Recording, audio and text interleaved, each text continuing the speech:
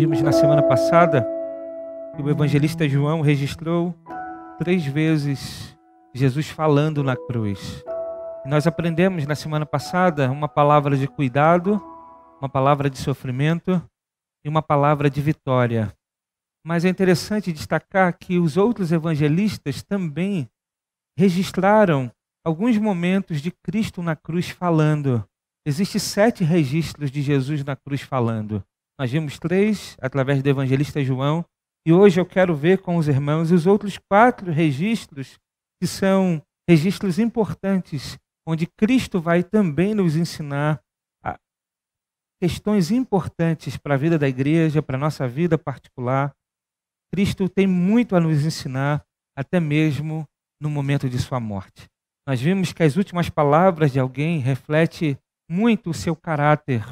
Nós vimos alguns exemplos de pessoas ao longo da história que mencionaram suas últimas palavras, e a gente percebe que aquele que confia no Senhor encara a morte de um jeito, e aqueles que não têm o Senhor encara a morte de uma forma totalmente diferente. Aqui Jesus está nos seus últimos momentos de vida, antes da sua morte na cruz, e ele vai nos ensinar muito. Suas expressões na cruz nos ensinam tanto quanto os sermões que ele pregou ao longo do seu ministério. Eu quero então compartilhar essas 4 palavras da cruz que nós encontramos nos outros evangelistas, e quero começar com Mateus capítulo 27, versículo 46, onde Cristo vai expressar uma palavra de abandono. Abra sua Bíblia, Mateus capítulo 27, versículo 46. Mateus capítulo 27,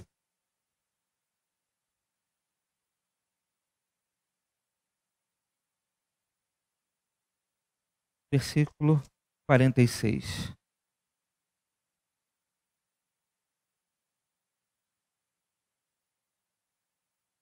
Diz assim a palavra do Senhor.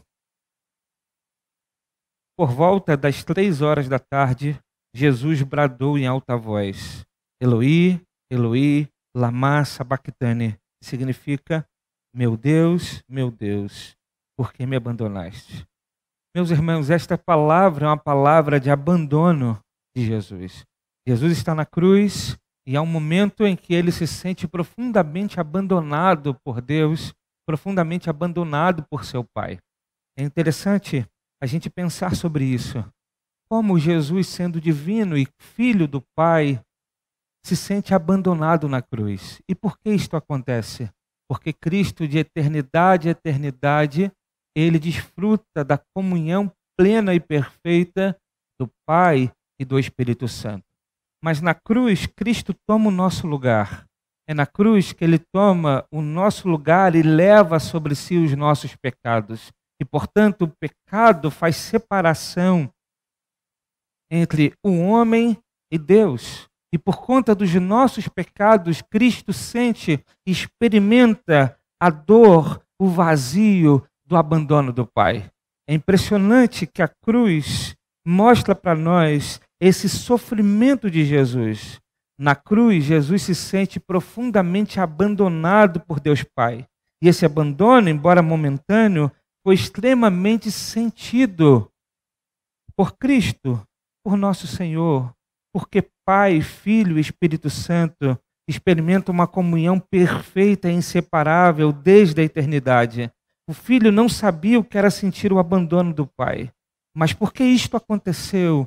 E talvez um bom texto bíblico para explicar essa frieza do Pai se encontra em Isaías capítulo 59, do verso de 1 a 2. Isaías 59, verso de 1 a 2, a Bíblia vai dizer assim: Vejam, o braço do Senhor não está tão curto que não possa salvar, e o seu ouvido tão surdo que não possa ouvir. Mas as suas maldades separam você do seu Deus. Os seus pecados esconderam de vocês o rosto dele, e por isso ele não os ouvirá.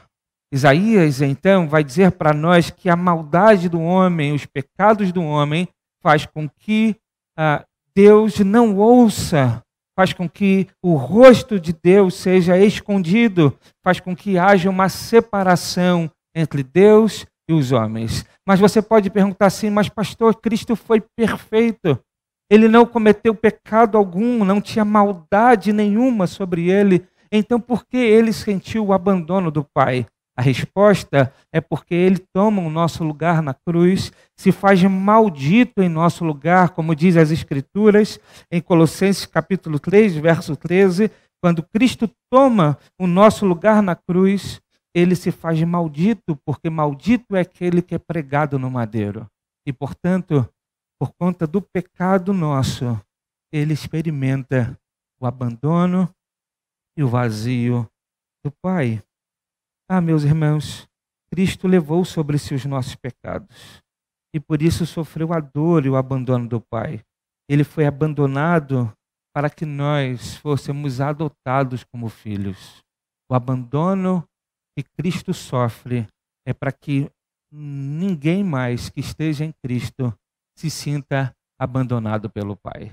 Em Cristo nós somos adotados como filhos. Em Cristo não apenas recebemos vida eterna, mas a Bíblia diz que o tratamento que o Deus Criador de todas as coisas começa a ter conosco é um tratamento de um pai para com o filho. E como filho nos tornamos herdeiros das promessas. E como filhos nós esperamos e temos a expectativa de um dia viver eternamente na casa do Pai como filhos. Cristo, o Filho do Pai, se fez maldito em nosso lugar, levou sobre si os nossos pecados, sentiu o abandono para que eu e você, que estamos em Cristo, que morremos com Ele na cruz, recebemos do Pai, então, a adoção de filhos. Cristo, então, usa uma expressão de abandono. Ele diz, meu Deus, por que me abandonaste? Talvez no momento de dor, no momento de tristeza, nas dificuldades que nós enfrentamos na vida, talvez eu e você já experimentamos o vazio, a sensação de estar só, a solidão e o entendimento de que ninguém está olhando para nós, nem sequer Deus. Mas essa sensação que, embora possa ser real, não é verdadeira. Porque se somos filhos de Deus, nós temos a presença do Pai constante em nossa vida, porque por meio de Cristo, o Pai nos trata como filhos. Jamais o Pai nos abandonará, porque Cristo morreu já pelos nossos pecados. Não há mais separação. Paulo vai dizer que nós temos paz com Deus. Não estamos mais no estado de inimizade, não estamos mais no estado de distanciamento de Deus, mas por meio de Cristo nós experimentamos a comunhão plena com o Pai. Por meio de Cristo nós podemos sentir e experimentar o cuidado de Deus, e mesmo que em algum momento haja alguma sensação de abandono, essa é uma sensação que eu posso dizer que é falsa. Porque Deus é Pai daqueles que Ele adotou em Cristo Jesus. Portanto, em momentos desses de dor e de sofrimento, de solidão, reflita e lembre, você é filho de Deus. Nos momentos mais difíceis que você enfrentar, onde você achar que foi abandonado por amigos, foi abandonado por parentes, foi abandonado por pessoas que você ama, lembre-se que mesmo que a mãe venha abandonar o seu filho, todavia, Deus jamais fará isso conosco. Nós somos filhos do Pai por meio de Cristo. Mas a Bíblia vai dizer para nós que Cristo vai expressar também uma palavra de perdão. Isso é captado e registrado pelo evangelista Lucas, no capítulo 23, no verso 34. Lucas vai dizer para nós assim, capítulo 23, verso 34, ele vai dizer que Jesus disse, Pai, perdoa-lhes, pois não sabem o que estão fazendo. Cristo no meio da cruz, sofrendo a maior dor e humilhação, diante de pessoas que não apenas pediram a sua crucificação, que não apenas pediram a sua condenação, mas permaneceram insultando a Cristo ali, diante da cruz. Cristo olha para essas pessoas, mas olha também para o Pai. Cristo olha para o Pai e expressa o seu desejo, a sua vontade. E Cristo diz: Pai, perdoa-lhes, porque eles não sabem o que fazem. Veja, meus irmãos, que a palavra de Cristo aqui na cruz é uma palavra de perdão. E algo interessante aqui que a gente pode notar. E a gente pode se perguntar, no meio da dor, será que estamos clamando pelo Pai? Cristo, no meio da dor, ele olha para o céu e clama pelo Pai. A pergunta que você precisa fazer para você é, no meio da dor, você tem clamado pelo Pai? No meio do sofrimento, no meio das angústias, no meio das tristezas, você tem clamado pelo Pai? Naquele sentimento de vazio, de solidão, você tem clamado pelo Pai? Aonde você tem se refugiado? Aonde você tem buscado consolo? Aonde você tem buscado abrigo? Aonde você tem buscado solução para essa angústia que permanece no teu coração? Será que é no Pai? Será que é clamando pelo Pai? Será que é buscando o Pai? Já parou para pensar que a gente pouco ora? Até mesmo em meio dos sofrimentos e das angústias, a gente busca a solução aqui e ali, e pouco a gente ora. Cristo, no meio e no momento da dor, ele clama pelo Pai. Mas há outro ponto aqui importante. Cristo, quando intercede, ele não intercede por ele, mas ele ora por seus inimigos. Quando estamos sofrendo, nossa tendência é de interceder apenas por nós mesmos. As nossas orações, elas são muito mais para nós mesmos do que intercedermos pelos outros. Que dirá orar por aqueles que nos perseguem? Que dirá orar pelos nossos inimigos? Que dirá orar por aqueles que nós não gostamos ou que não gostam de nós?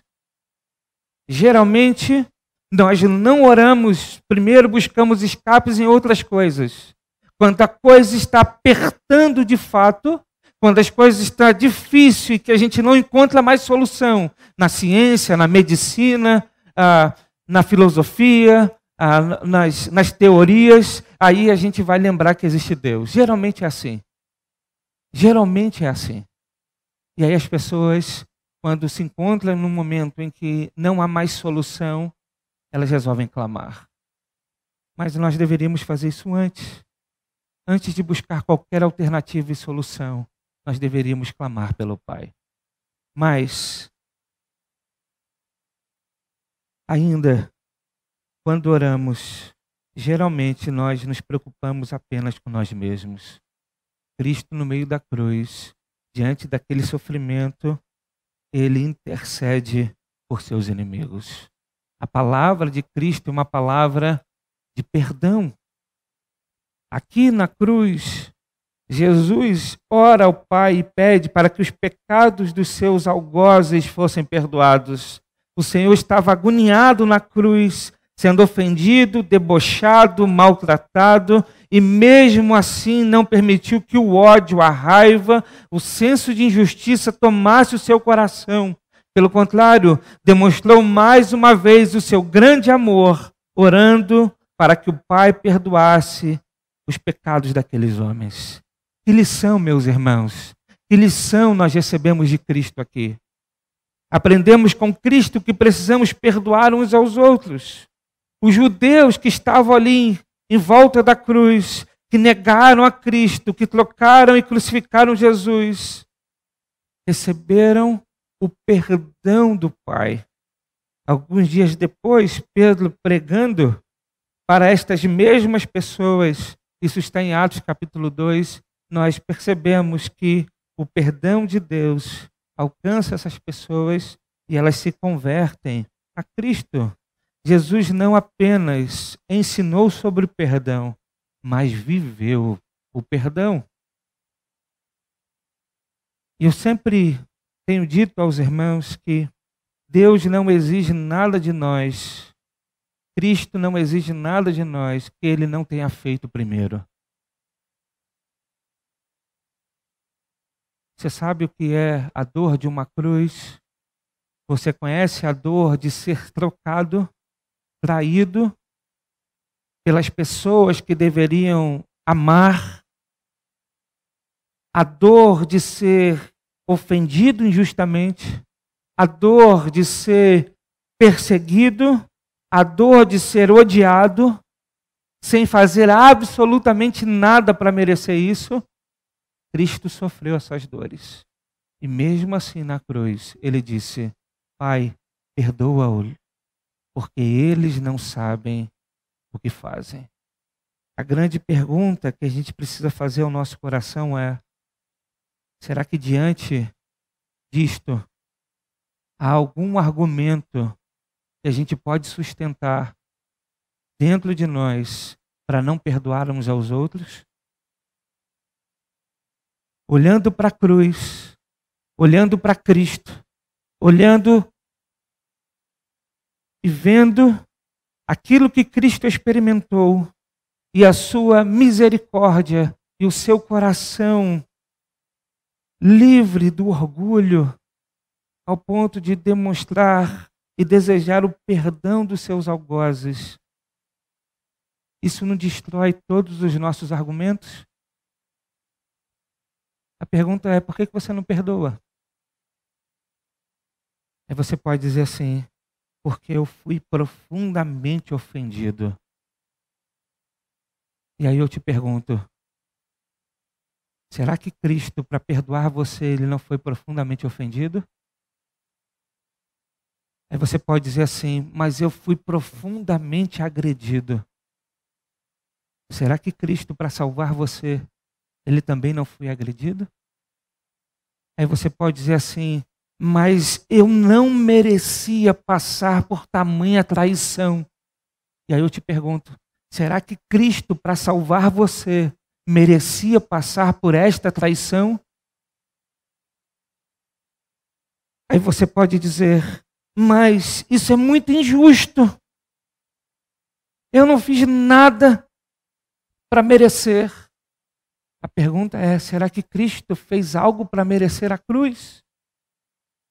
Ou ele morreu porque nós merecíamos a condenação? Esta é a pergunta que a gente precisa fazer ao nosso coração. É por isso que a igreja é a comunidade do perdão. É por isso que é incompatível viver uma realidade cristã se nós não perdoarmos a ofensa uns dos outros. Porque, em primeiro lugar, perdão é para salvo. Quem não perdoa é um sinal de falta de regeneração no coração. Porque a Bíblia diz, nas palavras de Cristo, em Mateus capítulo 6, que se nós não perdoarmos, não seremos perdoados pelo Pai. Só que a ideia, veja, a Bíblia diz que a Bíblia diz que o Pai ofereceu o perdão primeiro. Então, não ser perdoado pelo Pai significa que nós não estamos praticando o perdão aqui, porque ainda não experimentamos o perdão de Deus. Porque o perdão dos nossos pecados, meus irmãos, não vai acontecer no futuro, quando a gente estiver diante do tribunal de Deus, prestando conta dos nossos pecados. Não é lá que a gente recebe o perdão. Sabe quando a gente recebe o perdão? Quando Cristo entra no nosso coração e de algum lugar Deus declara: você está justificado. O perdão a gente recebe na conversão. A gente não recebe no fim, a gente recebe no começo da caminhada.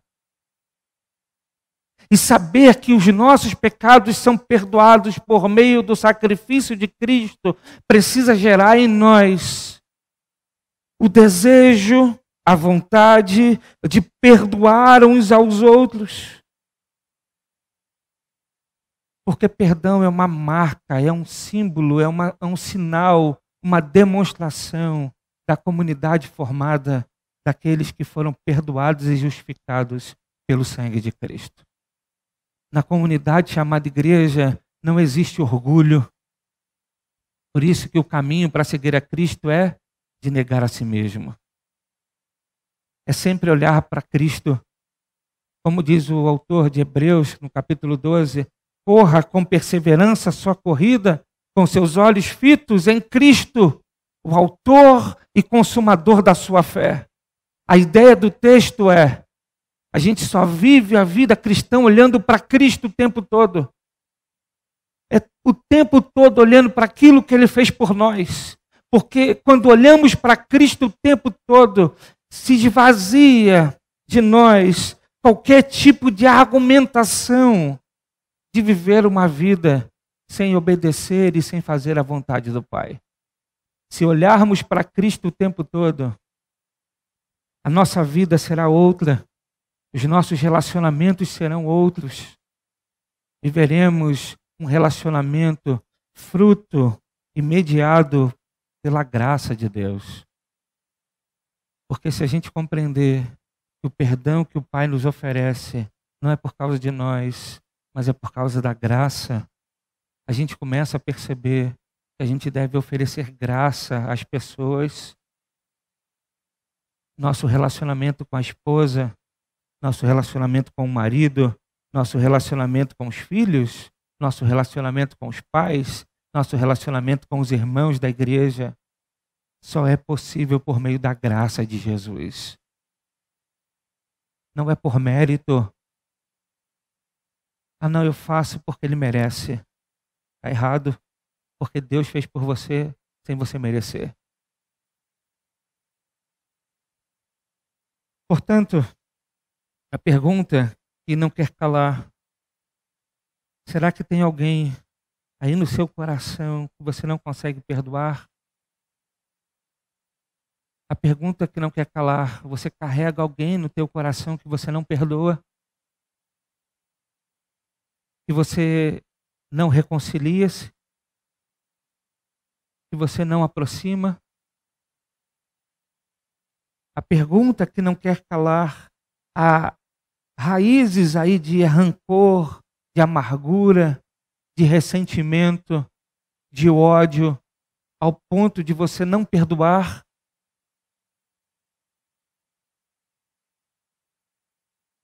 Nós somos chamados a olhar para a cruz e a olhar para Cristo. Porque se olharmos para Cristo, é removido qualquer tipo de argumentação para não perdoar. Ah, meus irmãos, a falta de perdão é o grande problema das relações humanas.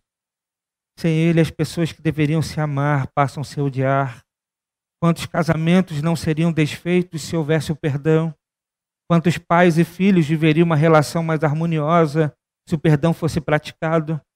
Perdoar não é uma tarefa fácil, mas se olharmos para Cristo e estivermos cheios do Espírito Santo e entendermos a graça divina, conseguiremos perdoar.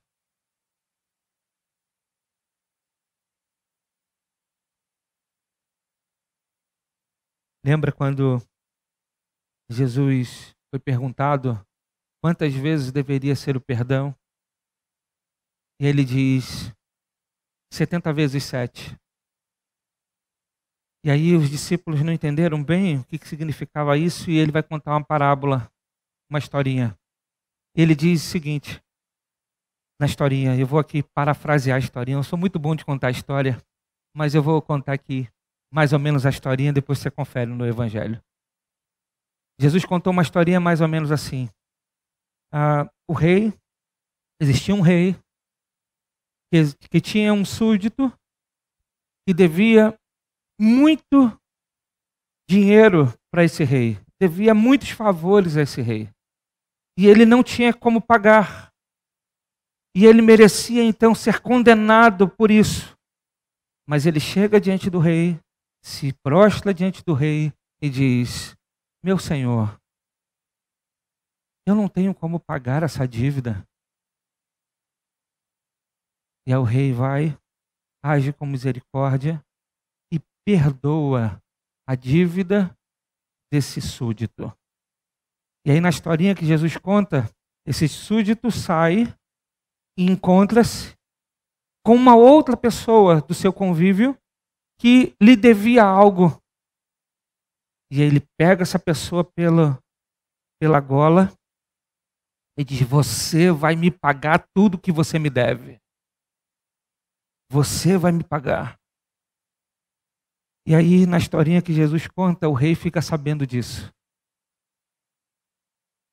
E manda chamar esse súdito.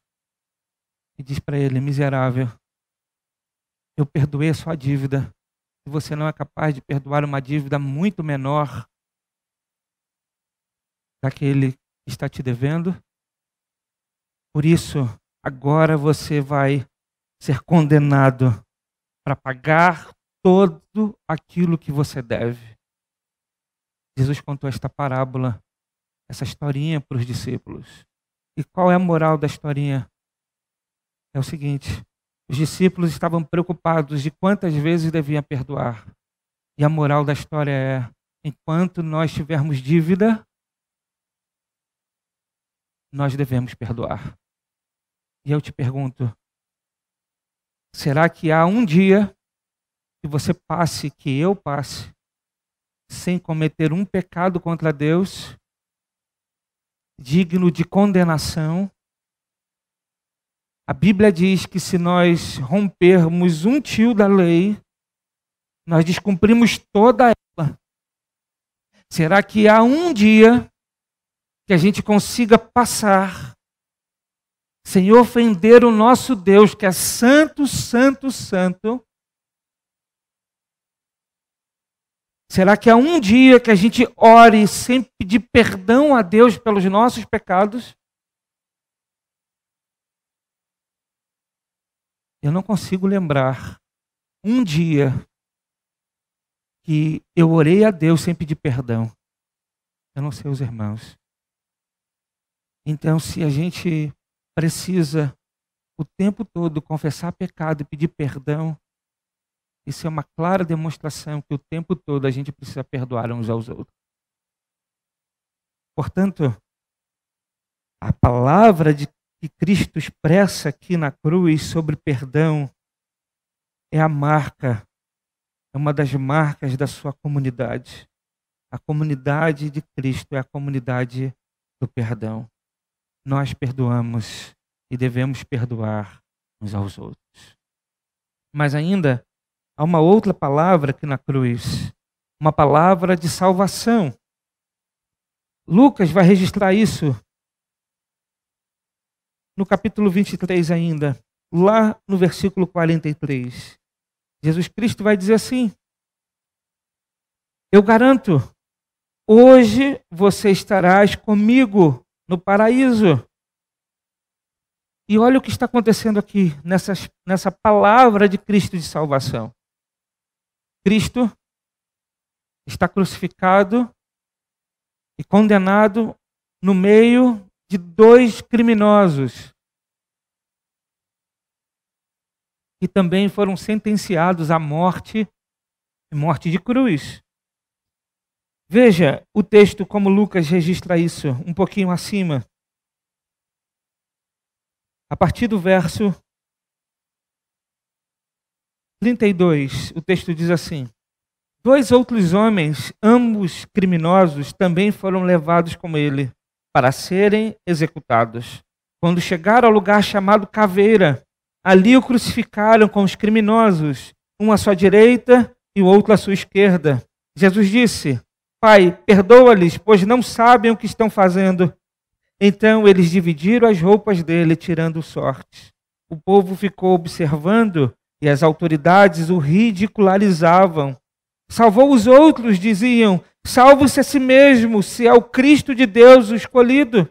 Os soldados, aproximando-se, também zombavam dele, oferecendo-lhe vinagre. Diziam: se você é o rei dos judeus, salve-se a si mesmo. Havia uma inscrição: acima dele que dizia: Este é o Rei dos Judeus. Um dos criminosos que ali estavam dependurados lançava-lhe insultos. Você não é o Cristo? Salva-se a si mesmo e a nós. Mas o outro criminoso o repreendeu, dizendo: Você não teme a Deus, nem estando sob a mesma sentença? Nós estamos sendo punidos com a justiça, porque estamos recebendo os que os nossos atos merecem. Mas este homem não cometeu nenhum mal. Então ele disse: Jesus, lembra-te de mim quando entrares no teu reino. Jesus lhe respondeu: Eu garanto, hoje você estarás comigo no paraíso. Veja, meus irmãos, Cristo então está crucificado diante de dois criminosos. Um deles, ouvindo os insultos que Jesus estava recebendo daquela multidão, daqueles líderes religiosos, dos guardas romanos, entrou na onda e continuou a insultar Jesus e começou a dizer para Jesus: Tu não és o Cristo, salva-se e salve a nós, com palavras de insulto a Cristo. Mas o outro ladrão na cruz, ele repreende esse criminoso que estava insultando a Jesus. E não apenas isso, o texto vai dizer que ele reconhece que a sua morte era merecida. Ele reconhece que a sua condenação era merecida. Ele reconheceu que ele estava sendo morto por causa dos crimes que ele cometeu. E não apenas isso, ele reconheceu que Cristo não merecia tal condenação. Ele reconheceu que em Cristo não havia pecado algum.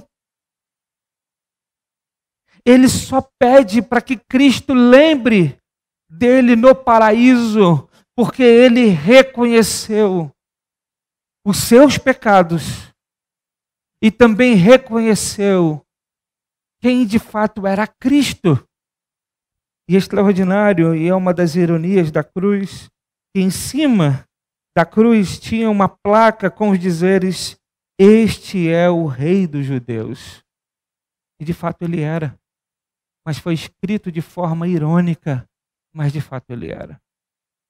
Aquele ladrão na cruz, aquele criminoso na cruz, ele olha, ele lê, ele ouve,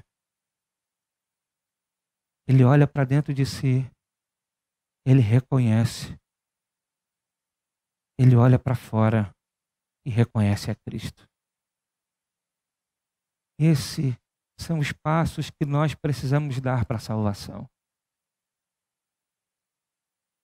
A gente lê, a gente ouve, a gente é confrontado, reconhece os nossos pecados e reconhece que a salvação só é por meio de Cristo. E por conta disso, ele recebe de Jesus a garantia que ele estaria com Cristo no paraíso. Isso é extraordinário. Esse ladrão da cruz é uma prova clara para nós que a salvação não é por mérito humano.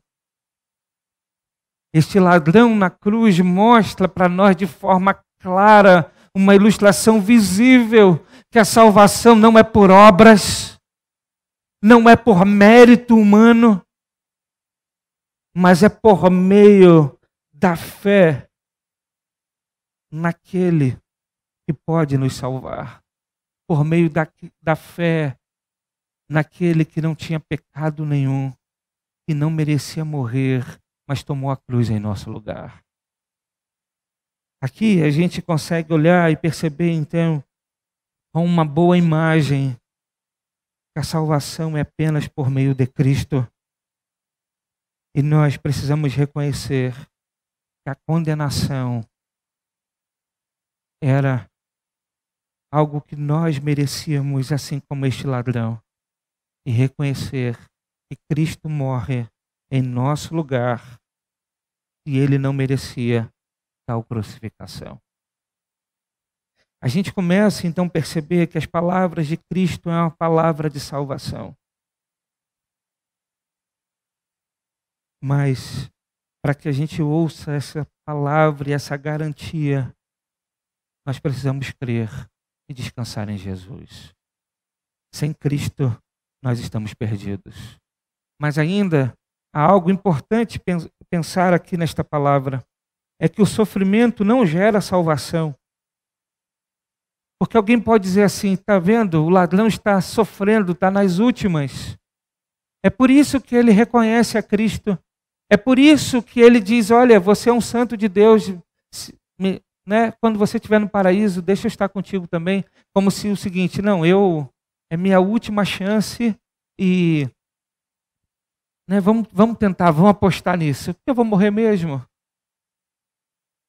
Não é por causa do sofrimento. Porque o outro estava sofrendo da mesma maneira. E o outro sofrendo da mesma maneira, ele insultou. Ele sofrendo da mesma maneira, ele zombou. Ele sofrendo da mesma maneira, ele debochou. Ele sofrendo da mesma maneira, não reconheceu. Não creu. Isso mostra para nós que sofrimento não gera salvação. O que gera salvação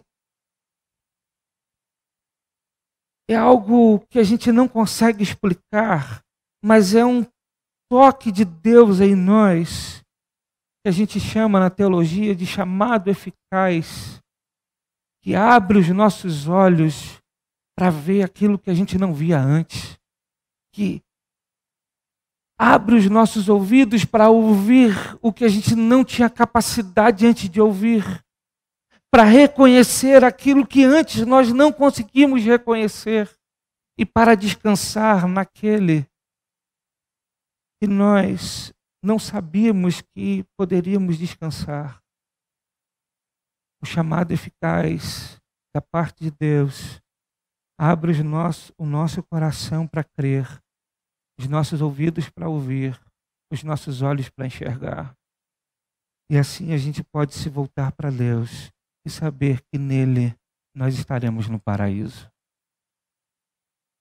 Ah, meus irmãos, Cristo traz uma palavra de salvação.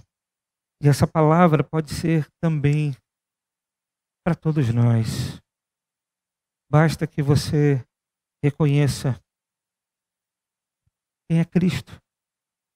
Basta que você reconheça quem é você. Se arrependa dos seus pecados, creia em Jesus, que também é um lugar para você no paraíso.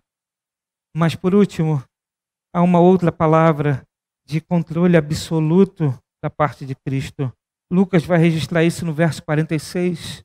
O texto vai dizer assim: Jesus bradou em alta voz, Pai, nas tuas mãos entrego o meu espírito. Cristo, mais uma vez, se expressa na cruz e dessa vez para entregar o seu espírito a Deus. E estas palavras indicam que Jesus não foi vencido pela morte, mas que ele mesmo decidiu o momento de se entregar ao Pai, mostrando o seu controle absoluto sobre toda a situação. É impressionante que a gente, se olhar na narrativa toda, a gente vai ver que antes de Cristo entregar o seu espírito nas mãos do Pai, Jesus se entregou voluntariamente nas mãos dos pecadores. Depois se entregou nas mãos da falsa religião para ser julgado. Depois se permitiu ser julgado também pelo poder civil. Foi entregue nas mãos dos soldados para ser torturado e crucificado. E por último, ele se entrega o seu espírito ao Pai. Quando Cristo expressa isso aqui na cruz, nos faz entender que a cruz não foi um acidente, mas fez parte do plano de redenção do Pai. A morte na cruz sempre esteve no plano eterno da salvação. Jesus não morreu como um Marte, como às vezes a gente canta, mas voluntariamente entregou a sua vida. Jesus é o bom pastor que deu sua vida pelas ovelhas. Ele deu a sua vida para retomá-la. Ninguém pode tirá-la, mas ele a deu espontaneamente por amor das suas ovelhas. Se porventura você tiver dúvidas disso, leia João capítulo 10, e de forma clara ele vai mostrar isso para nós. Que ninguém poderia tirar a vida de Cristo, mas ele deu de forma espontânea por amor às suas ovelhas. Cristo tem um controle absoluto da história. Até mesmo na sua morte, ele demonstra isso. As últimas palavras de Jesus nos mostram muito do seu caráter. Ele é soberano e tem um controle de todas as coisas. E por isso deu sua vida espontaneamente para nos salvar. Ele precisou tomar sobre si os nossos pecados e experimentou o abandono do Pai. Conquistou o nosso perdão e nos deu a certeza de que pela fé nele, um dia estaremos juntos no paraíso. O que você está esperando então para crer em Jesus? E eu queria pedir para que você pensasse nisso. Será que você ainda não crê em Cristo? O que você espera para entregar a sua vida a Jesus? Em Cristo, você encontrará uma palavra de perdão. Em Cristo, você encontrará uma palavra de salvação.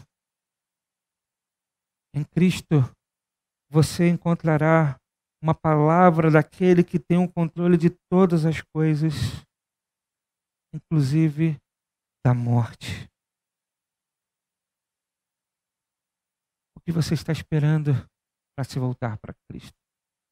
Em Cristo, você é adotado como filho. Em Cristo, você tem palavra de vitória. Em Cristo,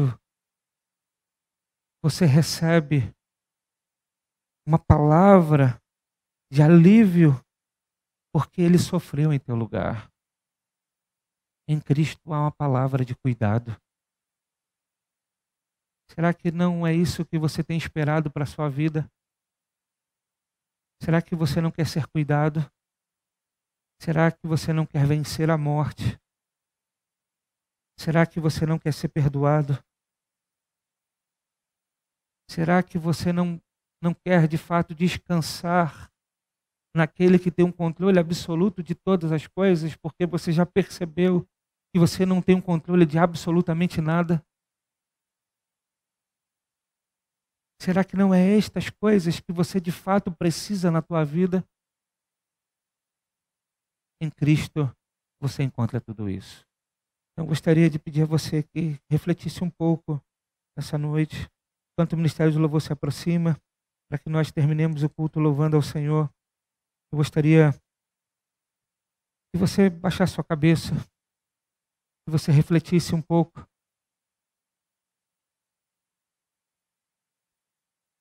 Na palavra que você ouviu. E eu queria te lembrar, se você entrou aqui nessa noite e tem se sentido abandonado, entenda que Cristo foi abandonado pelo Pai para que você nunca mais fosse abandonado por Ele. Em Cristo você pode ser adotado como filho. E todas as vezes que você estiver em agonia, você pode clamar, Abba Pai. Você pode gritar por seu paizinho. Então, se você tem se sentido sozinho, solitário, em solidão, desamparado, eu quero te convidar a experimentar a Cristo e a adoção do Pai. Talvez você entrou aqui hoje com um coração profundamente orgulhoso, fechado, achando que você é o centro de todas as coisas, achando que você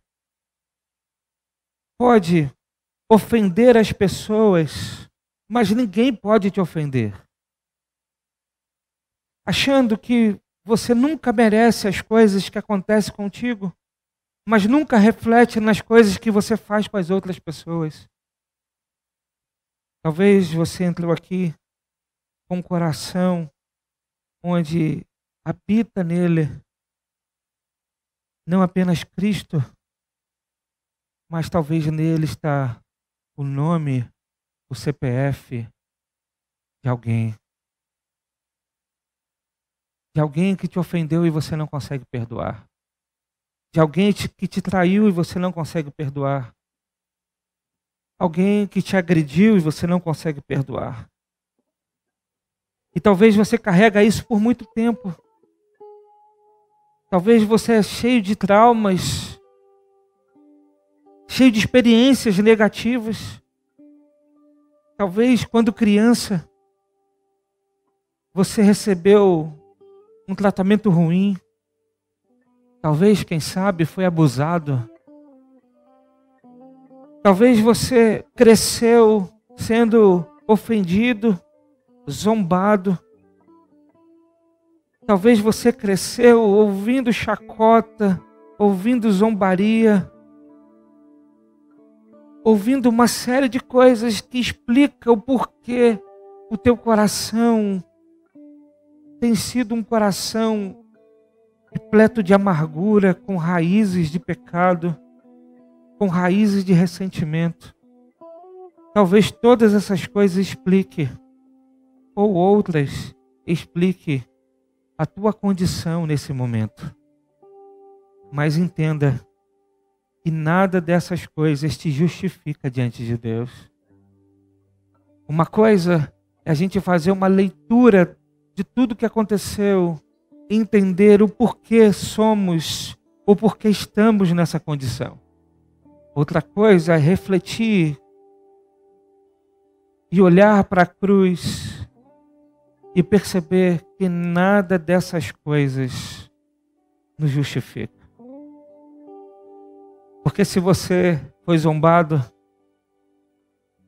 eu quero te dizer que você está no time de Jesus. Você está na seleção onde o principal e o protagonista da história está no mesmo time que você. Se você foi traído, se você foi zombado, se você foi ofendido, agredido, você está no time de Jesus. E assim como Jesus, você precisa liberar perdão. Porque se você olhar para a cruz, você vai perceber que não há justificativa para você. Porque Cristo não apenas mandou que nós perdoássemos, Ele não apenas perdoou, mas Ele viveu o perdão.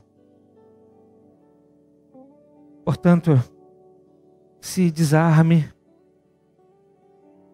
abra o seu coração para experimentar a cura, para experimentar o alívio, para que você se abra mais uma vez para que o Espírito Santo tome a tua vida e te conduza a fazer a vontade de Deus. E a vontade de Deus é que nós perdoemos uns aos outros.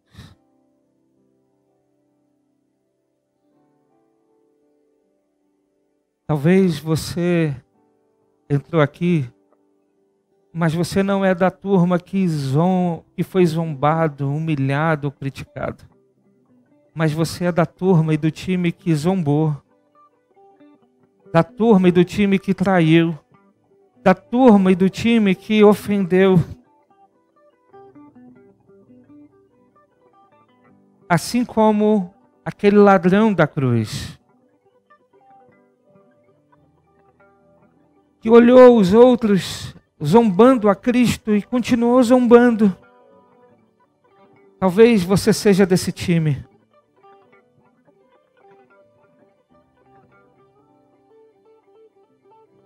E eu quero dizer para você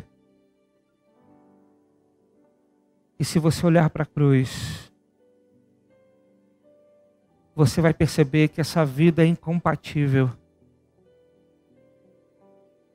Se você olhar para a cruz, você vai perceber que a zombaria, a traição, a perseguição, a blasfêmia contra Deus só vai te levar à condenação. Porque o paraíso foi garantido apenas para aquele que creu, apenas para aquele que reconheceu. O zombador foi destinado à condenação. Isso nos faz refletir que a cruz é poderosa para frear os nossos impulsos pecaminosos. A cruz é poderosa para fazer com que nós abandonemos a nossa vida de pecado. Porque é na cruz que a gente mata o velho homem. É na cruz que a gente morre com Cristo para viver uma nova vida. Portanto, é incompatível uma nova vida com uma nova vida. Uma vida que ainda zomba, uma vida que ainda ofende, uma vida que ainda agride.